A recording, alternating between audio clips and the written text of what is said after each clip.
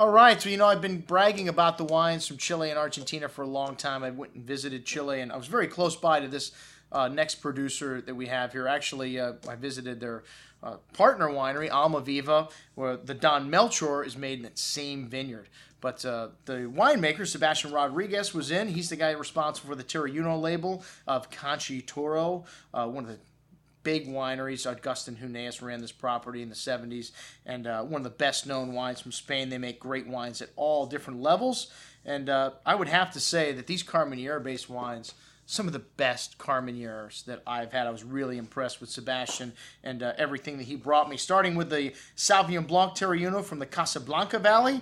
And this wine had kind of a bit of a green peppercorn nuance to the white grapefruit and lemon citrus fruit, and a hints of gravelly minerality, maybe a little flint showing up there as well. Bright and crisp wine on the palate with that lovely grapefruit kind of savoriness, but some melon fruit in there as well, some fresh kind of peppercorn and distinct minerality, a lovely savory quality to the finish on this wine. A really good bottle of Sauvignon Blanc, something that's becoming quite common in Spain today, making some outstanding Sauvignon Blancs. All right, Concha Y Toro Carmenere, Black 27, Peumo, and this wine's got a bit of Cabernet Franc in it, Cabernet Sauvignon, and the larger area is the Rappel Valley here. And then you have the Cachapol Valley, which is in a DO inside of there. And then you have Peumo, which is inside of Cachapol. So a DO also. Kind of confusing.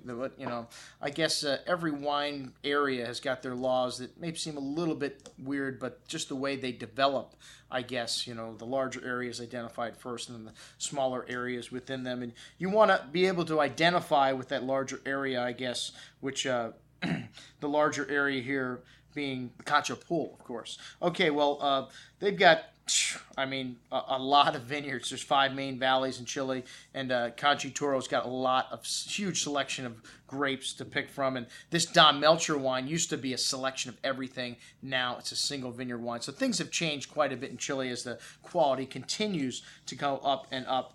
And the production with this one wine here, the Block 27, is about 2,500 cases. So very small production wine for this huge producer here. And Carmenere, being a very late ripener, very hard to make. You get a lot of green kind of tints to Carmenere, green herbs and peppercorns when the Carmenere is not picked ripe. And these wines, did not have but just a shade of that would indicate that they're Carmenere from Chile. You have this lovely softness to the palate, something else you get from Carmenere, this lovely kind of plum and cherry fruit.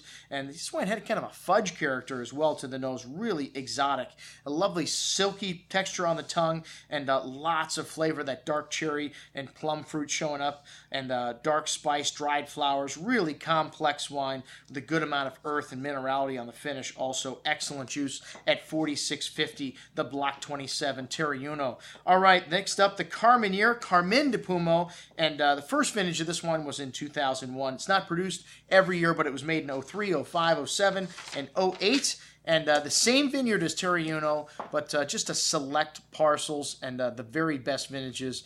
And a small percentage of Cabernet Sauvignon, 10% in it this year, and a touch of Cabernet Franc and Merlot. The law in Chile is 85% varietal and 75% DO, so 75% of the grapes have got to come from that DO. So a little stricter in the varietal, and maybe not quite as strict in the DO as California. A really complex bouquet here with kind of soy, exotic spices, dried meats, flowers, really complex with lovely black earth and dark spices, dark cherry liqueur, lovely concentration in this wine. And like I said, just a whiff of that green kind of herbal nuance that you get from Carmenere from Chile. Wow, big and chewy on the tongue. A host of that fresh earth, truffle, black cherry liqueur, firm acidity here as well, holding everything in place nicely. This wine needs a little bit of time, but has all the right stuff. Most excellent juice. Only 2,000 six-packs produced of this Carmenere blockbuster from Terreuno, the Carmen de Peumo. All right, last but not least, the Don Melchor. And as mentioned before, this is the same vineyard they use to make Alma Viva, the vineyards are right next to each other. They've just selected different parcels, and couldn't be a more different wine, you know. A touch of Cabernet Franc in the blend here.